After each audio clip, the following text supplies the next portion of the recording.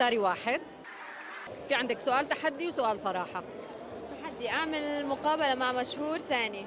صراحة آخر مبلغ كسبته من السوشيال ميديا صار لي 3 أشهر مش كسبة. آخر مبلغ كسبته تقريبا بحدود ال 20,000. اوكي، اختار كرت اللي بالنص. نعم. السؤال اخر مبلغ كسبته من السوشيال ميديا $8,000.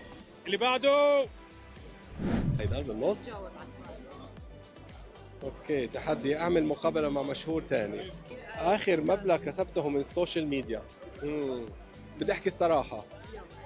ليش بدي اقول اخر مبلغ هيدا؟ لانه لشجع العالم انه السوشيال ميديا كمان بتعمل شغل، بتعمل مصاري، فبس بدها استمراريه وبدها وقت. واحد ممكن ياخذ مبالغ كثير كبيره، ما ضروري نحكي الارقام، بس الهدف منها انه فعلا مع الاستمراريه مع الوقت بيقدر يعملها الشخص مهنته. تحدي اعمل مقابلة مع مشهور تاني. انا اعمل انترفيو. اوكي، اخر مبلغ كسبته من السوشيال ميديا بصراحة اقول بصراحة لا $5,000. اذكر ازاي.